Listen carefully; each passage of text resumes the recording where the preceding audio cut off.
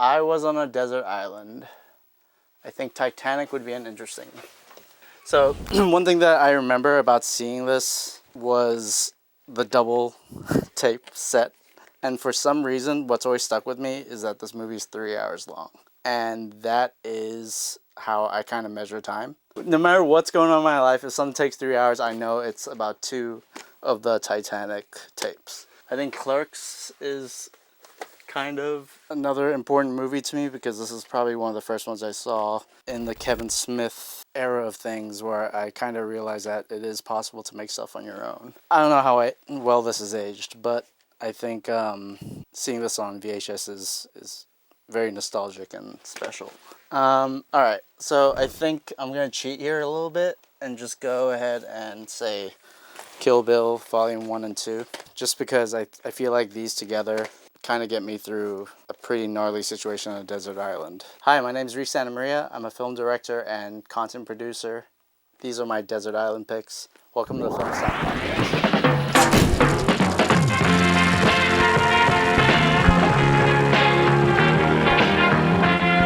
So I don't think I had any real formal training until I started taking it a little bit more seriously. I think high school, I was still trying to figure out what I wanted to do in college.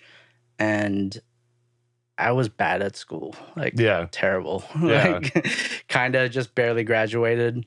At that point, I was still not sure if I wanted to go to school. Like college? Yeah. And coming from the family of doctors, nurses, all that stuff. Yeah, I think there was a little bit of pressure there. And I kind of had to talk to my mom when I was done with high school and said, I'm down to try it.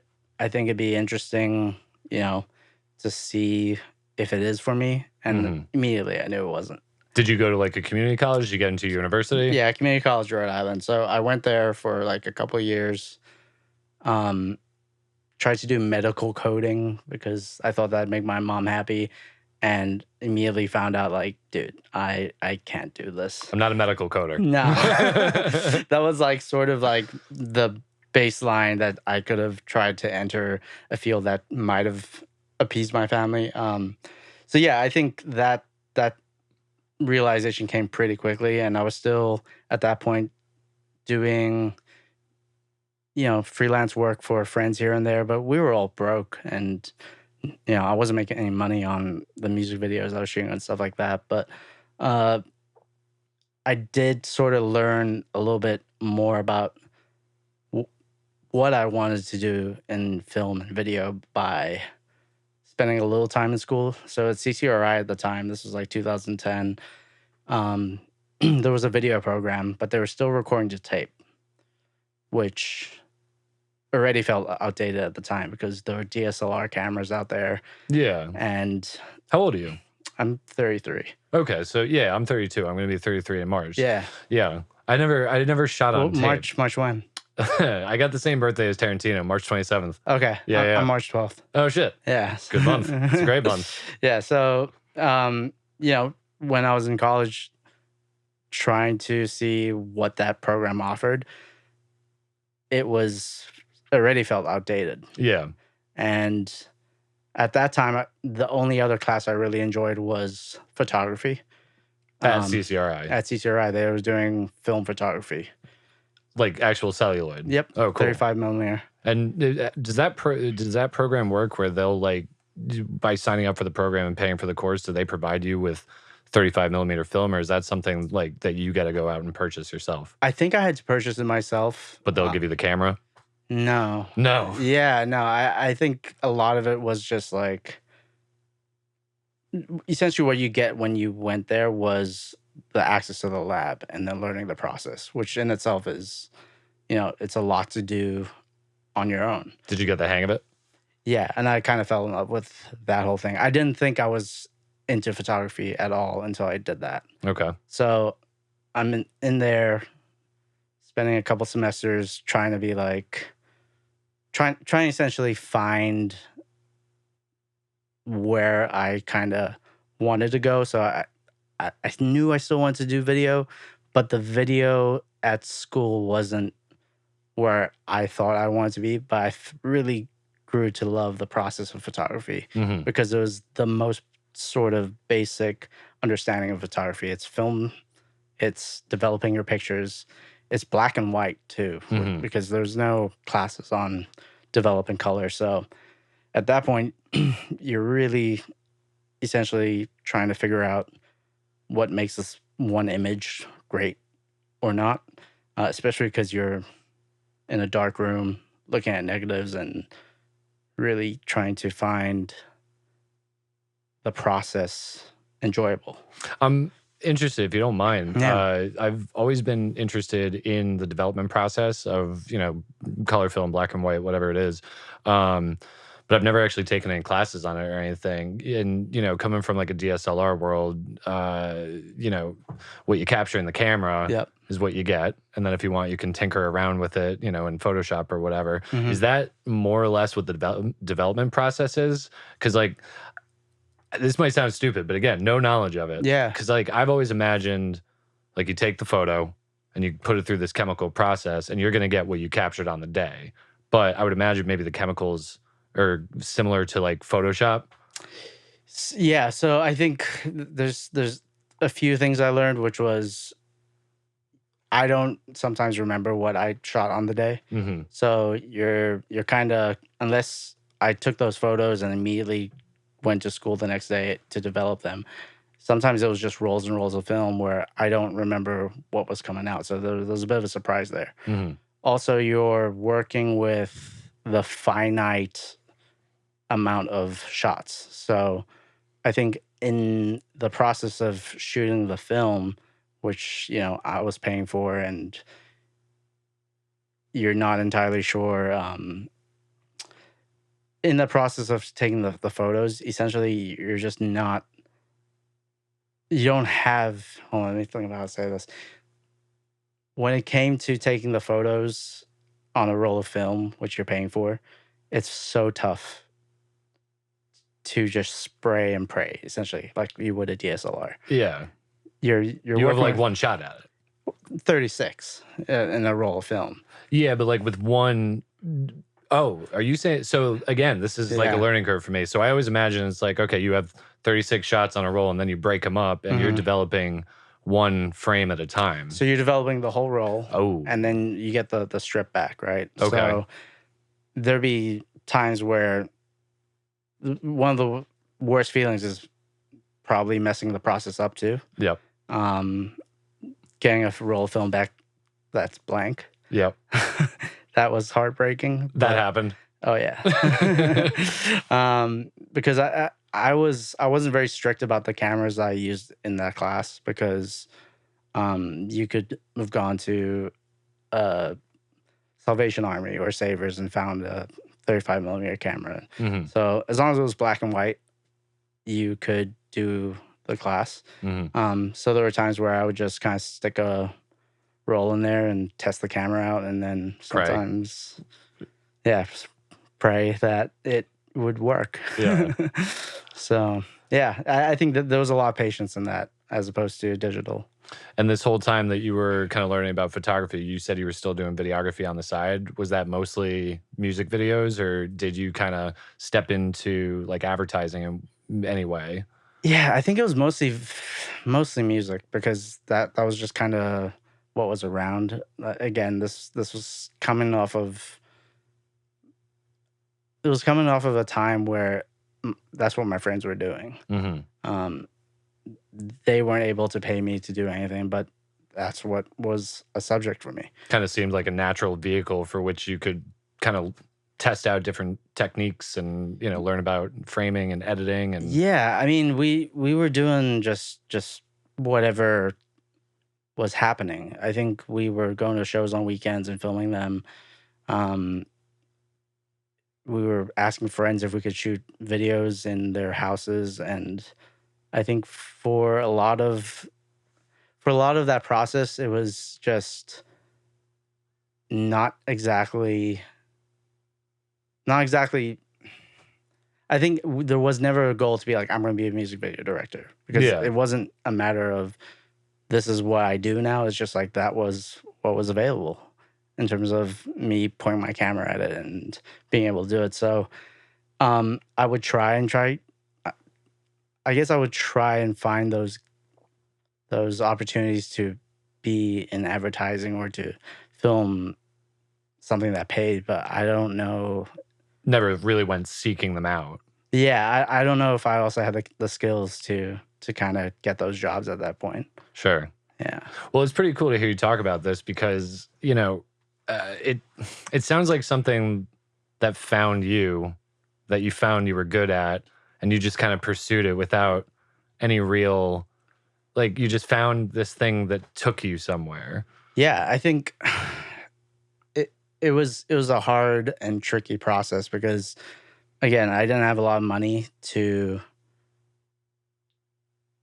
essentially use everything at my disposal. I think I was downloading pirated versions of Sony Vegas Yeah. to learn how to edit and just working with what I had. But it kind of got to the point where, you know, I had to kind of take more responsibility in it. I had to stop borrowing my friends' cameras. I had to, you know, figure out if I'm going to fund some of this stuff myself, like how can I still make money on it? And what was your first kind of foray into that? Like, did you end up buying your own equipment, and like, did you pitch anybody on something you could do for them that would actually turn a little bit of a profit for maybe them and you? I think my first camera that I bought with my buddy Josh, we went halves on a used T2i at Hunt's. Okay. And that's when it felt real. Now I have my own camera, and we're gonna do this. And it still didn't really pan out that way. I think we were going to nightclubs, so we're doing a couple of events on weekends for dubstep events. Take as much time as you need. This is so casual, man. I'm just interested in your story because it's like I'm trying in my head to you know, find, because you obviously became, maybe this is the case, but it seems to me from everything I've seen that you eventually became a professional at this, and like you're turning a living off of making really engaging content. And you know, I'm even thinking about I think it was the wedding video that you did between Jenna and Vance. Yep. Yeah. So I was watching that and I'm like, this is like watching a small movie. Like there's actually a craft here. And like the way you use sound and the framing of some things and like the pacing of it. Like, you know, I'm trying to see where that link turned from just it being a passion into it.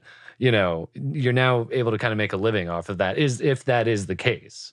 I think that's where I'm trying to connect the dots to, right? Because when you ask me like how that happened, I'm not entirely sure, because it is one of those things where we were doing music videos, it became club videos and party videos.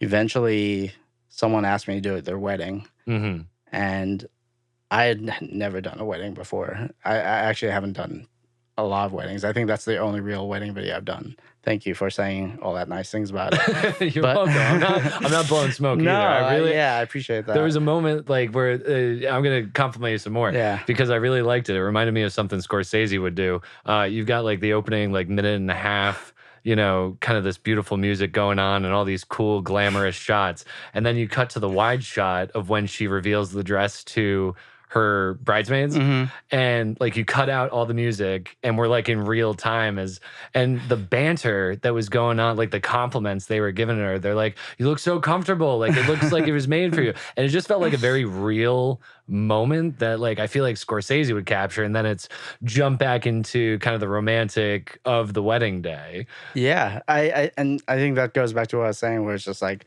feeling like the outsider, right? Feeling like the people watcher, the voyeur even. I think that video, when they asked me to do it, and I said, hey, just let you know, I've never done this before. Have you seen my other stuff? And they were very cool with what I did and how I did it at the time. So I don't know what my work was at the time that kind of got them on board, but they found something they liked. They wanted a video that was sort of home video-ish at the point. So they, like, I feel like that's a lost thing now. A lot of these wedding videos, that are out or that people get, they're either way too long or they're kind of cut up more for social. But at the time when I made that, I just wanted it to feel like you were at their wedding, and that's the way I observed things and caught things. And yeah, I think that's an example of just someone let me do that for them, and I'm super appreciative of it. Yeah, and you clearly, I mean, through our conversation before we sat down and yesterday, it's clear that you have a love of cinema. Mm-hmm. And even stuff that you did with like the Hashables and whatnot, like the 2001 and like the Inception. I think that was for another commercial, but it's really cool to see, all these influences kind of work their way into your work. Do you remember the first movie you ever saw? The one that you remember? I think the first movie I saw was probably, I remember going to see either Lion King or Power Rangers in theater. Hell yeah. So those were like my kid movies, but then the VHS stuff was around. Like I think there was a lot of movies that I kind of watched that I shouldn't have at the time. Tell me more. Definitely felt a big Tarantino influence at a young age. Yeah. Do you remember your first Tarantino? I think my first one was Kill Bill. But I think the first one I saw that I kind of fully grasped was Kill Bill, because there were tons of trailers online for it. Oh, sorry, there were tons of trailers on TV for it, and I remember he was so specific about it being his fourth movie on the trailer. Yeah. And there was a lot of hype around it. And eventually when I saw it, I was like, I gotta go back and watch his other movies. And we were renting videos at the time when I was younger. And R.I.P. Blockbuster. Yeah.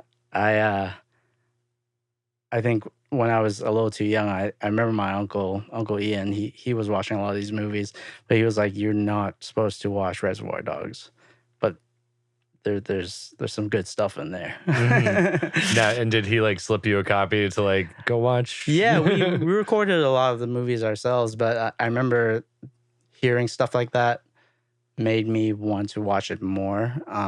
But I was raised on a pretty heavy diet of MTV, Jackass. Those sort of movies kind of I grew to love as I got older, but I wasn't ever a cinema lover until pretty late in life, I would think. Oh, really? Yeah. Tell me more. I don't know. I think I was just always, I don't know. I feel like I came late to the cinema game because I was more of a TV guy. I grew up on wrestling and music videos, and I really loved the Blink-182 music videos growing up. Yeah, they were fun. Yeah. What's My Age Again is still my favorite. Yeah. I think their music videos. Dude, I had the Blink-182 Greatest Hits on DVD, and if you watch those videos and how they progress and how high concept some of those videos really are, I think that was one of my biggest influences. Sure. The way they play with fucking with the audience. Oh, can I swear? Fucking A, you can. Yeah. We're swear friendly. Nice. I think knowing that they were able to kind of take the music video concept and flip it on its head. And then eventually when they got more mature with their stuff, with like the I Miss You video, anything from their self-titled stuff, that really put a sense in my head of like, oh, an artist and their work can mature. That helped me to kind of figure out that there's a progression in things. Definitely. Yeah. So when I started getting into really like watching movies, that came along with it. I really like to watch a director's filmography and kind of see their progression. Do you have a favorite director? Yeah. Yeah, Christopher Nolan. Yeah. Yeah. Tell me more. I just watched The Following for the first time the other day. I had been putting it off for so long, but that movie's a fucking inspiration, man. Yeah. Like knowing that he filmed that like a scene a weekend over like the course of a year, Right. something like that on the shoestring budget. Yeah, It's kind of a masterpiece. That's a perfect example, right? So like I remember being in high school, and this kid came up to me. He's like, "You like movies, right?" And I said, "Yeah." "Have you seen Memento?" I said, "No." And he kind of told me a little bit about it, but he could not prepare me for what Memento is. Yeah. It's an absolute mindfuck in time and storytelling and genre. And I saw that, heard he was doing the Batman trilogy next. I don't know if it was even a trilogy. They essentially announced that he was going to be, rebooting Batman, which was like a reboot at the time didn't mean anything, but that meant a lot to me already, knowing that the guy that made Memento is going to be making a Batman movie. Yeah. The Following, if I didn't watch that till much later. Sure. I think similar experience to you, where I was like, okay, I think this guy's amazing. What was his first movie? Yep. And you watch it, and it's not that different than what he's doing now. No, he had it like fully formed from the get-go. He just didn't have the money. Right. He's still playing with narrative structure, time. Yeah. And I don't know about you, but when I watch that, you're like, fuck, man, do I have that in me? Yeah. Well, it's kind of one of two things. And I kind of go between them, or I went between them when I was watching. I was like, I can do that. And then it's like you sleep on it. It's like, I got to hang up my hat. Yeah, dude, it's a movie about a guy that just follows another guy. Yeah. But he plays with that in such a constrained way, where eventually when you go see these bigger projects, which are, Oscar winners now, like if you look at Oppenheimer, he's still doing the same tricks, just on a much bigger scale. Yeah. And he's good with character too. I really thought, I wouldn't be able to tell you any of the characters' names off the top of my head, but with The Following, I really liked the guy who like breaks into people's houses. Like that's a clever kind of play on, the genre, and the actor was so good. I don't think he's ever done anything since. That was like a one-off for him, but Nolan just gets good performances. The writing's so solid, the editing, the cinematography, like the structure of the thing is unreal.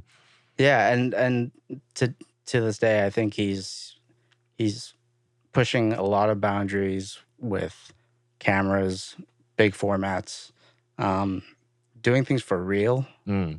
Like that's he's the pioneer of practical effects. Like I was just doing I rewatched Oppenheimer maybe like a week or two ago, and it gets better every time I see it. But then of course the algorithm popped on to my Google. It's like, you'll probably like this. It's from Studio Binder. It was like a guide to all the practical effects in Nolan's Oppenheimer. And one of the ones that killed me, every time they go to like a close up of Cillian Murphy where like his world is shaking, like his internal world is shaking, and they try and like add a visual to that. I don't know if you know this, but what they did is they actually, so like say the backdrop was, all these Blu-rays. Yeah. They would project the backdrop of all the Blu-rays onto the Blu-ray, and then they would just slightly shake it. And that's how they got that effect. There's nothing like CGI about that. Yeah. So like all these cool in-camera practical effects, he's the champion for that.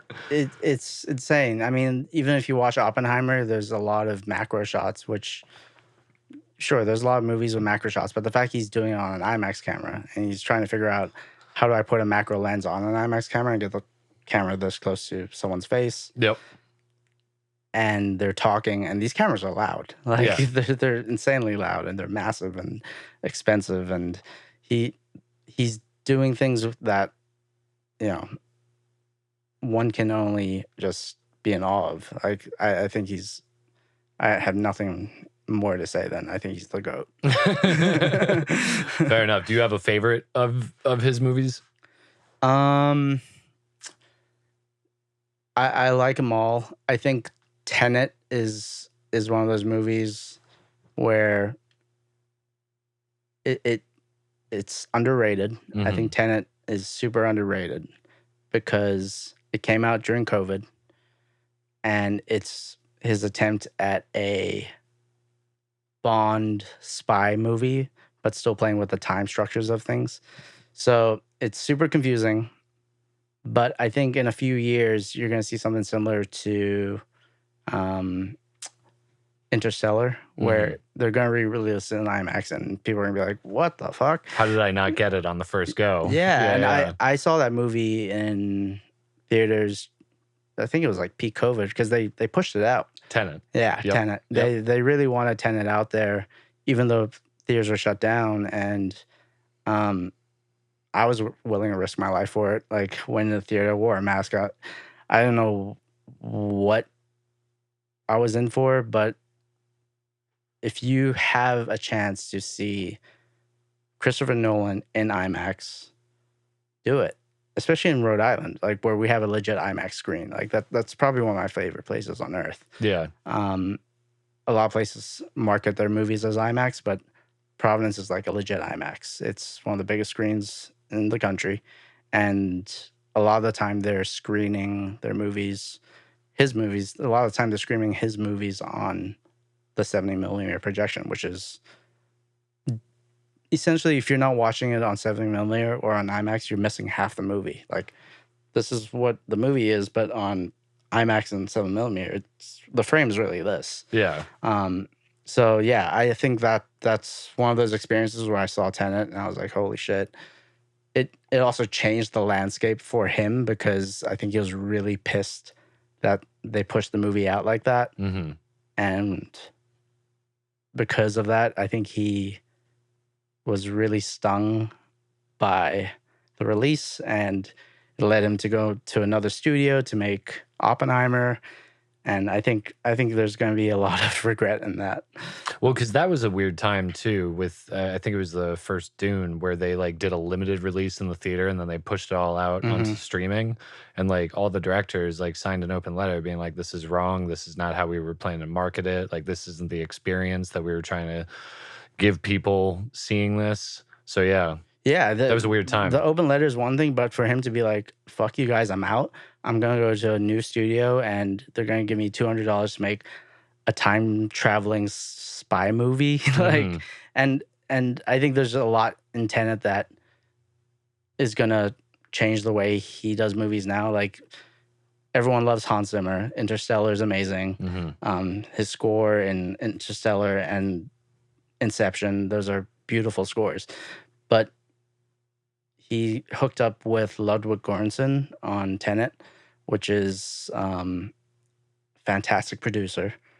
Who I know of Ludwig from Childish Gambino. He was a Childish Gambino producer for like the music videos. No, he produced his a lot of his beats. He did a lot of instrumentation on there. So Ludwig hopped on Tenet, and you can see a real shift in like the energy. It's not, these soaring symphonies. It's like trappy beats. He's got Travis Scott singing on a song in there, and that gave it this whole new breath of life, which you kind of hear in Oppenheimer too. There's a little bit more of that instrumentation in Oppenheimer, but it's super. I don't know. I like Ludwig a lot, and I think them together it's a match made in cinema heaven, maybe. So nobody has ever taken the time to sell me on Tenet quite like you have. Yeah. I haven't seen it, so I like to take recommendations and actually follow up on them. So I'm gonna have to let you know what I think when I give it a go. Yeah, I think if you watch Oppenheimer a few times, it's gonna take you a couple more times for Tenet because it's confusing. I don't know if it clearly makes sense in the first viewing, but how many times have you seen it? Does it make sense to you now? It makes sense, like, as you're watching it. You're like, okay, I know what's about to happen. But I think the main reason I really love Tenet is the first 10 minutes, especially in IMAX, because I remember sitting down and being like, cool, new Nolan, the world's ending, but whatever. I'm about to experience Nolan in IMAX. And the first opening 10 minutes, there's this massive score. You're immediately on this weird mission. And then time travel shit starts happening and things are going in reverse and you're just in at that point. So, yeah, I'm not necessarily going to say it's his, like, most, well, I guess I'm not trying to say, like, defend it and be like, it's going to make a lot of sense because I think Oppenheimer is his most polished movie, but Tenet just feels like it's unhinged. Yeah. Well, we've all got our, I'm not saying it's your favorite, but we've all got like those favorite movies that you can't, there's just no justification for it. Yeah. It's actually funny. I think I hid my reaction when you picked Titanic, but Titanic is my personal favorite movie that's ever been made. Really? It's such a hot take, but it truly is. Okay. It's got romance, it's got really good actors, it's got tragedy, it's got, it's just got all the things. And like you were saying about Nolan, Cameron is also a champion for, as best he can, not using CGI. Yeah. Like I always think of, I was watching behind the scenes, I think of this one shot, it's kind of on a Dutch angle, and it's when the water floods down a hallway and all the doors are being kicked out. That was all on a model. Yeah, Titanic's the best. No, Titanic's insane, and I really, really want him to do something that's not Avatar. Like, I love Avatar. It's great. Again, I think he's pretty locked into that one. He's got that for like the next 10 years before he can divorce himself. I'll watch anything in IMAX, and you're in there especially for the whole technology side of it, right? So you're in there, you got the glasses on, and things are just floating, and aliens are blowing up, and all that stuff. All that stuff's great. But he's so involved in his own world in that I just want to see him do one more contemporary movie. Not to say Titanic was a contemporary movie or anything like that. Just one more movie where like maybe there isn't that much sci-fi and world building. Like, I get it, it's cool, but like, give me one more. I'd like to see him do another like True Lies. Yeah. I want that Cameron back. Right. No, and again, Titanic is it is literally how I view time sometimes with these 3-hour blocks, and it makes use of every minute of it. Yeah. It's so good. Yeah. Yeah, no shame, man. No. My heart will go on. Yeah, me and my cousin, we go out of our way to see how many times we can either bring up or slip in a Titanic quote into any situation that we find ourselves in. No, and I think Leo, he could have really pigeonholed himself in that role, but he's grown out of it pretty well. Yeah, pretty well over the years. Yeah. I love Leo. I'm curious. You had mentioned earlier, so obviously you know Michael Higgs. How do you know each other? I know you work together a lot, but you went to school together, or did you meet through like other friends? Yeah. How did me and Michael Higgs meet? I don't know how we met. I just know that one day we were working together. No, yeah, I think we met through friends and general respect and appreciation of each other. So what I do and what he does is a very small thing in a very small state. So when I was doing music videos for this one band at the time, Sleep City, he was kind of working with a whole different friend group for, I think, Sideshow. He was doing their videos. And we were talking online and being like, yo, dude, love your stuff. Hey, man, love your stuff.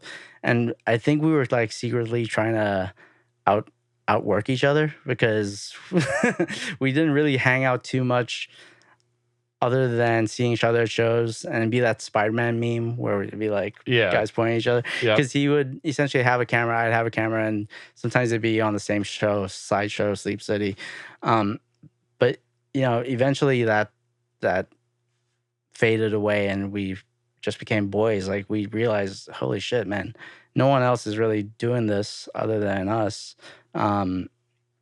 we didn't really start collabing until we kind of asked each other for help on each other's projects, I think. Okay. I don't know if you realize but time in my head kind of is messed up. So I don't know too much about the timeline of that, but I think we would always try and let each other know what we're working on. If we were around to help each other, we would. And yeah, I think it's been a fun and super respectful relationship, like sort of pushing each other, but also just being there to help each other and see like what each other are capable of. It got to the point where I was asking him to just try stuff out with me at Nova Farms. He wanted to do more editing stuff, and I would just throw ideas at him, and he would do it.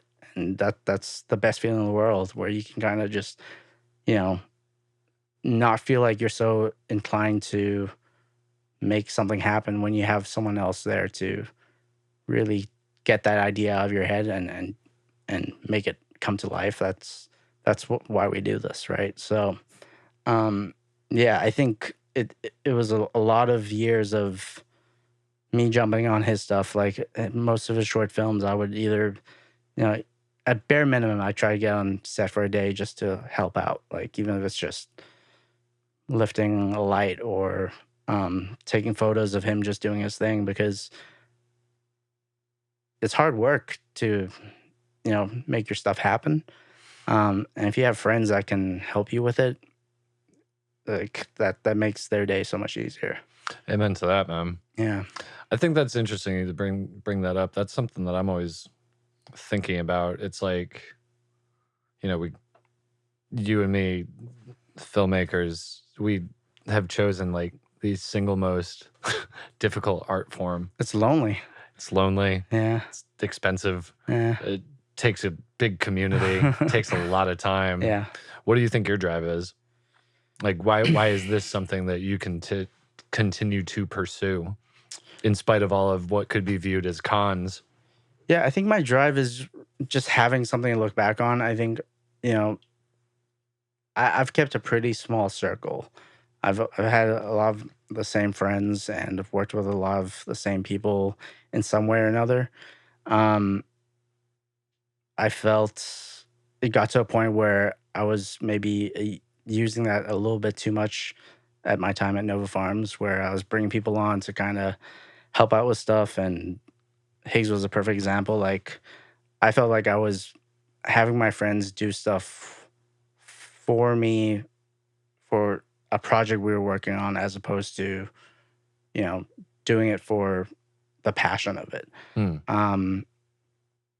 I'm trying not to be driven by that anymore, where it's this thing of, I need to make this for work, or I need to make this for someone else other than us.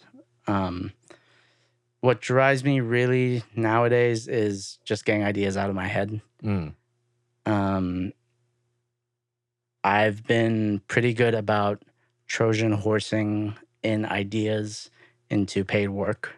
Yeah, tell me a little bit about that. Yeah, so I think the drive really comes from, I need money. No one's paying me to make short films or paying me to make features. So I needed to kind of find a way to use the only real skill I have, which is creating stuff with my camera, and using it as a day job. So I had to kind of find those balances there, where it was a few years at Nova Farms where we, it started out as one thing. We wanted to sell the product and make social media content for it. And really just try and find ways to market. Okay, I'm going to say this weird once. Try and sell marijuana. And the reason I'm saying it like that is because I'm so paranoid now of Instagram taking this video down, YouTube hitting us for strikes, all this stuff. They do not want you to do any of that stuff online. What do you mean? Like advertise for Yep. Marijuana. Let's say broccoli from now on, right? They don't want you to advertise for broccoli? Yeah. Why? Isn't it crazy? I'm trying to wrap my head around it. I haven't thought about it. I haven't smoked pot in probably like 3 years now. So like, I know that there's a market out there, but I would assume that because it's such a new market, advertisements and, getting the word out there would, probably be top priority for these companies. But you're saying that social media and whatnot, they'll kind of downgrade broccoli? Can't sell broccoli. They don't want people smoking broccoli. They don't want people talking about how much broccoli costs. They don't want broccoli on your feed. There's algorithms in place where if you post a picture of broccoli, it's going to get taken down. Really? Yeah, immediately. Like, no one saw it. The app will take it down. So that happened pretty quickly when I started that job. And my job was to market and let people know what we were doing. So I kind of fell into that, right? I noticed, okay, we can't talk about broccoli. We can't make videos or photos or really create any content that's going to be on this platform and let the customers know about how to consume the broccoli safely. Yeah. So I think at that point, I kind of had to start looking at other ways to shift it. And that's where the Trojan horse comes in, where, maybe it's not a video about broccoli specifically. Maybe it's a parody video where Inception. Yeah. 2001 Space Odyssey. Yeah. Kind of play with those tropes. Right. And do those videos, like those two in particular, really well done, by the way. Thank you. Did those get flagged? Did those get pulled? No. You were able to get them through. Yeah. And it was the purpose was dual fold because I was able to kind of make stuff that I wanted to make. Yeah. And also tell people what was happening or about this product that was out without it being so blatant. Mm-hmm. So in those cases... And make it entertaining as hell. Yeah. Thank you. Yeah. In those cases, it really comes down to the product. So the Inception video was for some gummies we're selling called Zonked, which helped you sleep. Yep. So that came pretty naturally to me. I thought, okay, well, it'd be really cool to do an Inception video. So I kind of just went ahead and did it. Mm-hmm. But they didn't give you a green light. You just kind of made it. And did you sell it to them, or was it kind of like a proof of concept? How'd that work? Yeah. So it was a proof of concept. They kind of stopped asking me to explain my ideas. Okay. Because if I had to kind of tell them, hey, I know we have this gummy out that helps you sleep, I'm going to do an Inception parody, it just sounds crazy. Yeah. But I have already seen it in my head to the point where I know that it's going to work, and I would kind of just do it anyway. But in that case, I do want to just say, because I've done enough of these parodies, I'm never going into it without kind of figuring out the best way to do it. I really want to make sure it's an homage in a way that I'm really paying respect to what I'm parodying. Sure. I definitely don't want to, don't want it to be like a ripoff or anything like that. Yeah. So if I'm going to do an Inception parody, I want to have the guy in the tub, and I want, all the shots that I think are most iconic out of it. And I want to recreate them for myself and also find out, how to do that. Because I think those shots by themselves are really tough to do. And I'm also able to kind of learn from the experience. And also kind of, if I may, recreate the mood of the movie. Yeah. And I would imagine by doing that as well, that's kind of informing you as a creator, a filmmaker. Yeah. If you're able to kind of, okay, this is what the master did.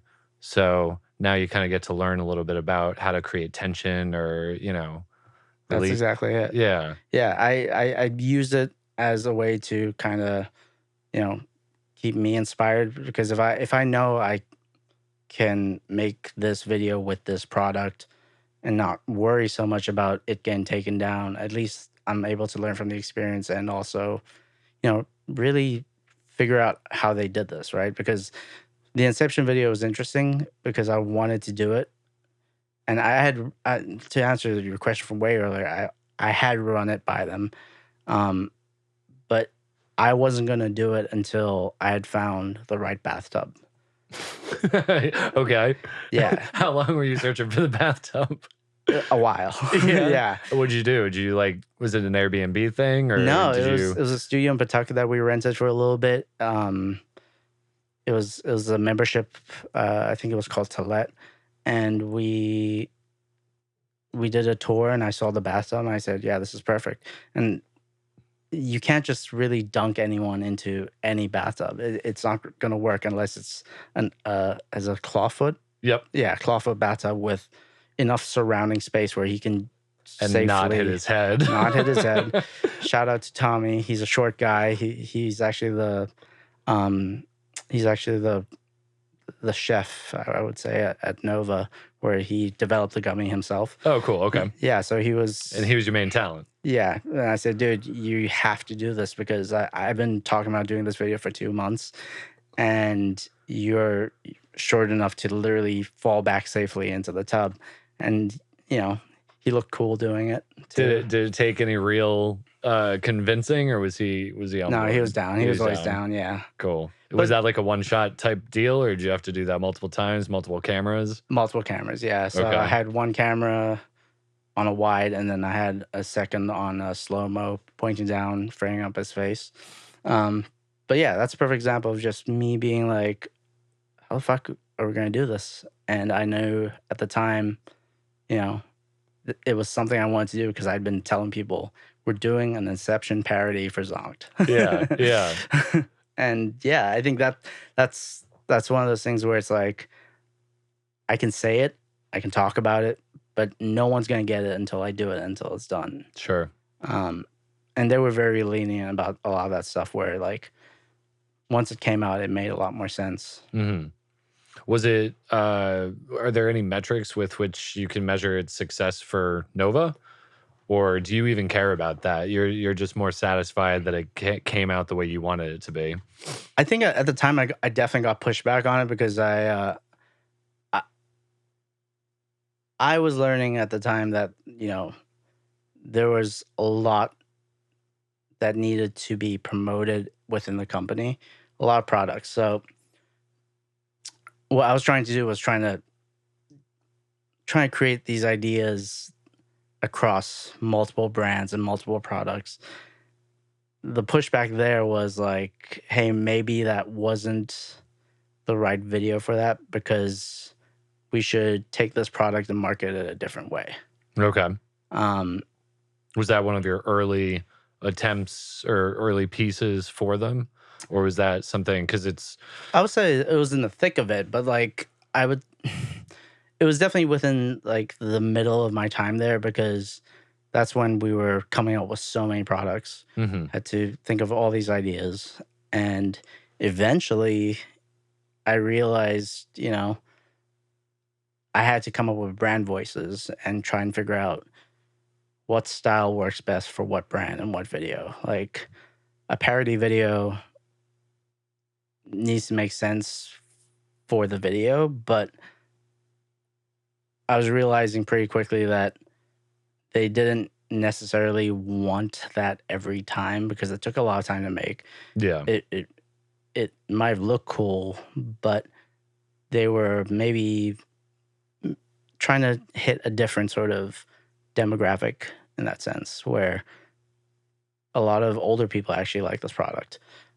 Sure. They're not on Instagram. It needs to be a little bit more mature. Okay. So yeah, that's when I realized brand voice was a huge thing. It taught me a lot that I needed to kind of distinguish the content for what we're working with. So like something like 2001, it was me and Higgs in a room. We had these cans and we realized this could be a cool thing that we do. But that's when we kind of started figuring out this would make sense a lot for hashables.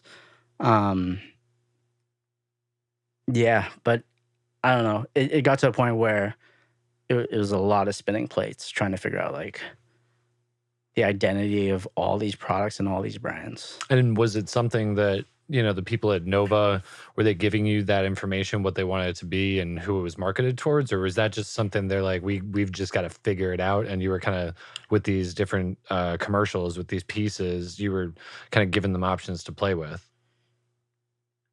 Yeah, it was a lot of figuring out because I think at the time, that I spent there, most of the time I was the creative director. So it was on me to kind of figure out what do we need to promote and how much time do we have to promote it. So I think in a sense of like that pressure gets really kind of crazy where I felt like a lot of people were coming to me for direction. Mm-hmm. And these were my friends where it was essentially my idea to bring them in and to do stuff with me. It got to a point where I didn't want to be the guy figuring out all this stuff all the time for people. Sure. I want someone else to kind of come to me with an idea, that would have been super relieving at the time, but it almost felt like more relief to kind of try something else. Do you find yourself more comfortable in kind of like a, director of photography role where it's, I guess you're kind of getting at that right now, but it's like, okay, here's the idea. How are we going to make this come to life? Go. Yeah. I don't know. I like editing a lot. I also like shooting. But I like seeing an idea through all the way. Mm-hmm. So I don't necessarily expect people to get the idea when I give it to them. Mm-hmm. Like I said before, if we're talking about an idea and you want me to do something for you, I could tell you what the idea is in my head and tell you that it might be a parody or tell you it might be a music video or have someone do something with something. Have someone do something with the product that you're not expecting, but it's almost easier for me just to do the whole thing. Yeah, I'm getting the feeling that you're almost a very instinctual individual where it's like, okay, it's all up here. Now everybody shut the fuck up. Let me go. Yeah. Is that a fair assessment? Yeah, it's kind of fucked up, yeah. No, I mean, I don't think there's any one right way to kind of make something come to life. I think the important thing is that it gets made. Yeah, and I think that's the thing where, I had a lot of awesome support at Nova. I felt like we did a lot of great things. I'm super proud of the work we did there. When the time came to essentially do something else, I wanted to reel back and do something a little bit more simplified.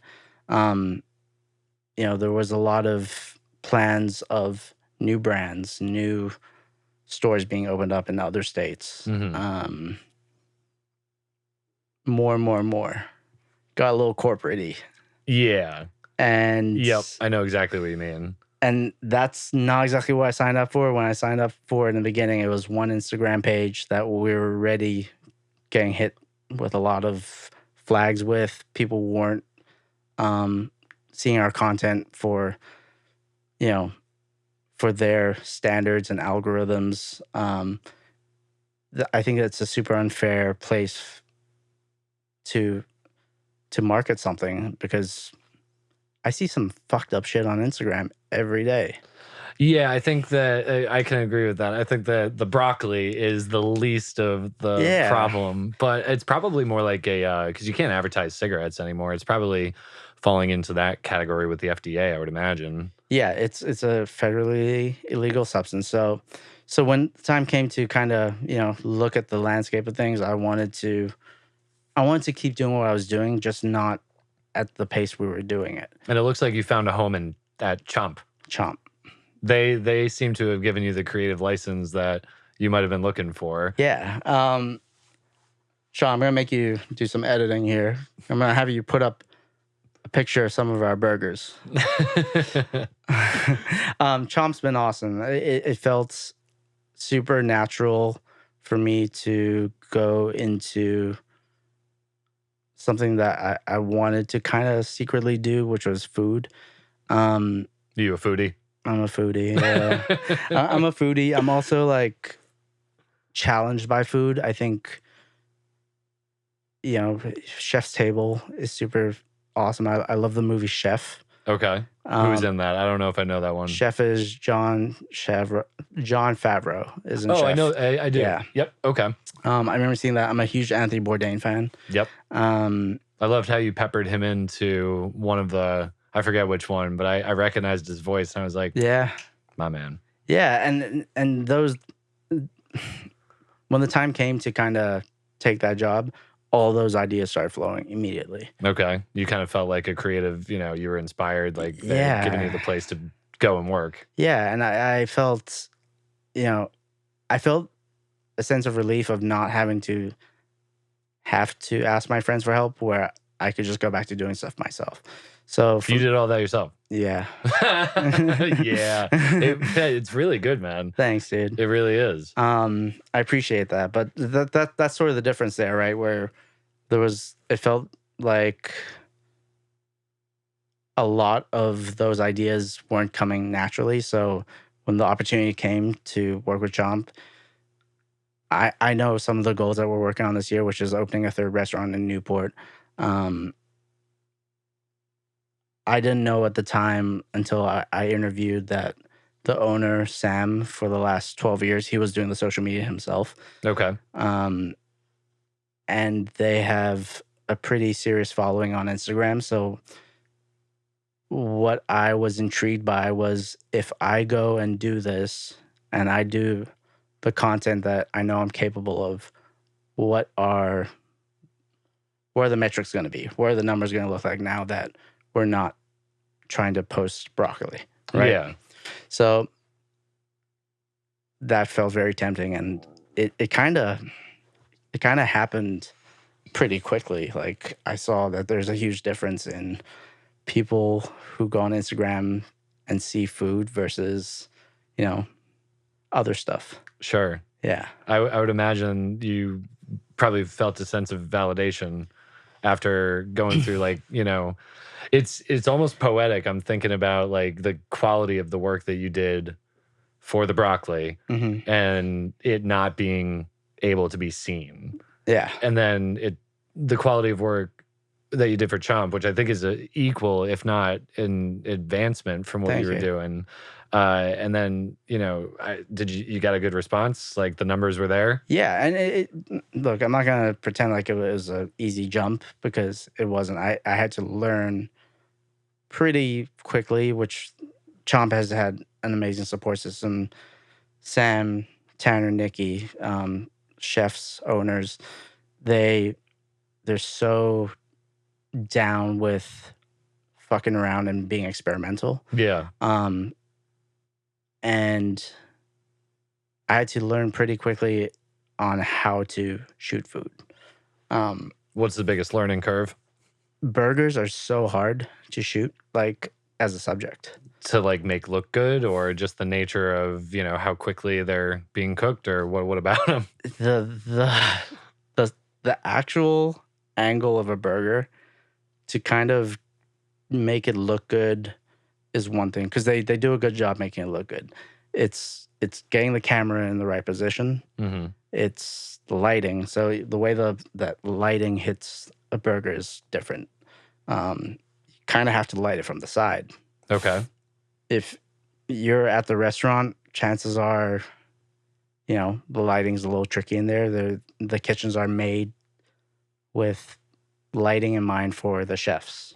Yeah. Not necessarily for the cameras. Yeah. So I've kind of been, learning that as I went, but also changing the light bulbs, like just doing little things here and there, bringing in a light. All of that kind of has been the last 7 months of my life. But it's a whole new challenge, because I'm learning again, as opposed to just coasting. Yeah. I would imagine that feels good. Yeah. Nothing worse than being stagnant. Yeah, that's the worst that anybody can do. But I guess the first real pop that we saw was when we parodied the bear. Yeah. Yeah. I would imagine. That was a good piece. Thanks. and that's one that's one that came pretty naturally because I love the bear. Yep. And I think a lot of people romanticize the idea of a crazy kitchen until you're actually in one. Mm-hmm. I've never had a service industry job. I never worked at a restaurant until this.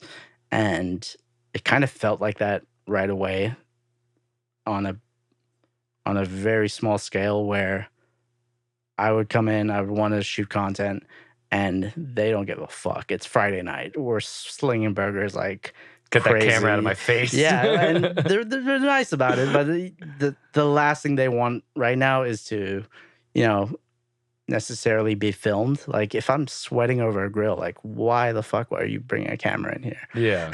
So the way you approach it, is it more, and again, I'm trying to compliment you here, but the way you're talking about it, did you approach it more like a documentary where it's like you're just a fly on the wall kind of making this happen, and maybe like, for the bear, are you just pulling people when they have maybe like a cigarette break to do like this one shot? Or so we did the Bourdain video first because that's like that kind of for me was like I know what this piece is going to be. I want to capture everything as it is right now and have Anthony Bourdain voice it. Mhm. Like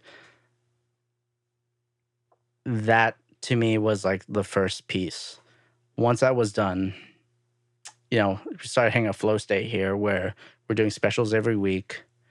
I'm getting a better understanding of what's happening and how the lulls of the day go. And Tanner, the chef, came up to me and said, "Hey, we're going to do the Chicago beef sandwich." And we both kind of knew what that meant because I told him we should do something for the bear. But by him saying it, that's go time. Like Friday, we're dropping a Chicago beef sandwich. So for something like that, we shot some of the prep stuff on Wednesday. I think Thursday, I pulled some of the chefs to do some inserts. The chef Grace screaming in the fridge. The tying of the apron, all that stuff was done the day before the sandwich came out. Okay. And are you on like a turnaround to like post this the day? The next day. So yeah, I shot and edited that in like 24 hours. Good God, man. Yeah. That's awesome. Yeah. Look, I don't recommend it. And we've gone better about it. We're not, I've let them know that that's not, I don't want to keep doing it that way because it came out great. Everyone was super happy. We broke a lot of number records that day. I didn't really sleep, but I think that taught me a lot about like, I can't keep pushing myself in that way. Mm-hmm. But it was worth it. Hell yeah. Yeah. I love that. Out of curiosity,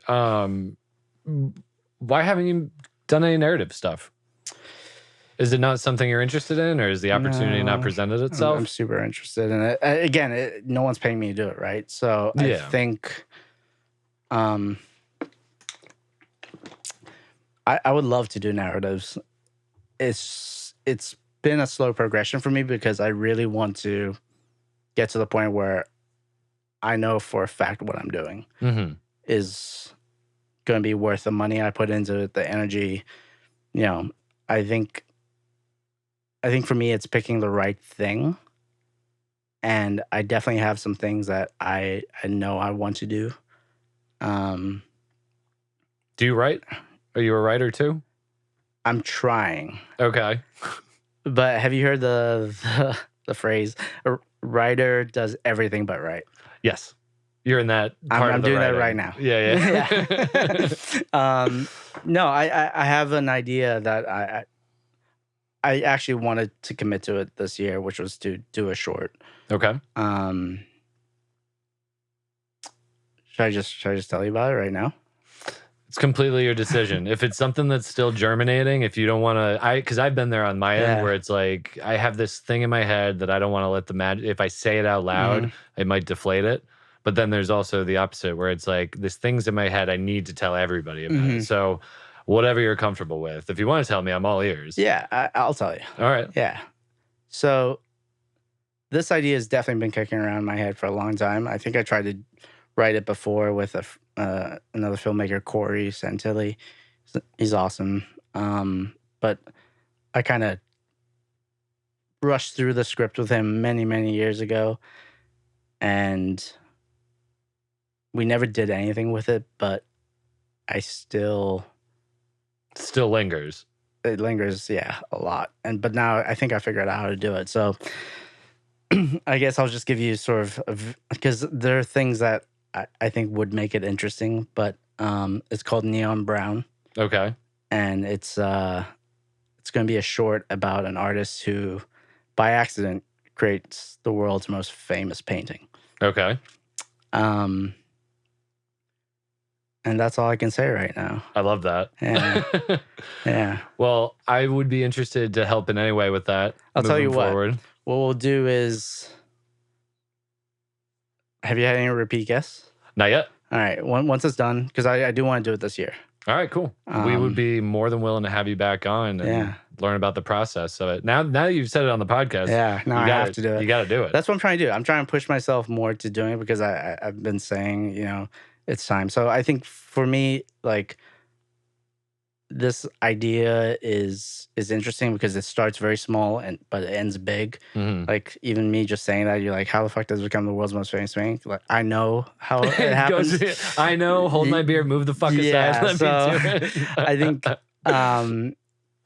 that's one of those things where it's like, if I say it, I got to do it. And yeah, I think for me, the whole process really is about time and pacing myself and doing it right. But yeah, let me ask you. So you said you do location scouting, right?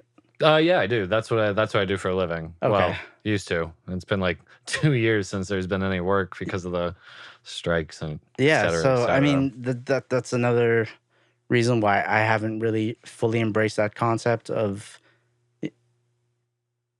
I want to bring people on in a more, a more productive sense where I don't feel like I have to do everything myself. I want to simplify the process for myself where it's just like, okay, if I have the idea, if I'm writing, if I'm going to shoot and edit it, let me give some of the other sort of, intricacies to the people who really do it. I don't know shit about location scouting.